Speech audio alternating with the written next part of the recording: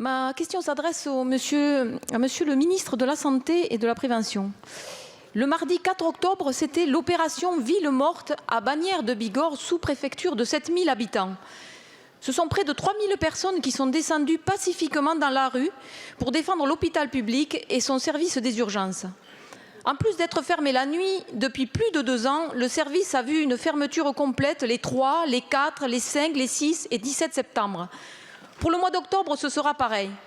Et on ne sait rien pour novembre. Les urgences ont fermé au moins ponctuellement cet été dans 163 communes de France. Plusieurs milliers de personnes se sont rassemblées pour la défense d'un véritable service public de la santé à Carhaix, à Aubusson, à Montfavet, parce qu'un centre hospitalier en milieu rural, c'est vital. Notre système de soins, qui était l'un des meilleurs du monde, est soigneusement détricoté depuis 30 ans. Dans votre projet de loi de finances de la Sécurité sociale 2024, c'est 3,2% d'augmentation prévue en matière de soins de ville et d'hospitalisation. C'est bien inférieur à l'inflation qui est de 5% dans notre pays. À l'état actuel, les syndicats et les fédérations hospitalières de France sonnent l'alarme. On ne pourra pas répondre aux besoins de la population. Le personnel médical le dit.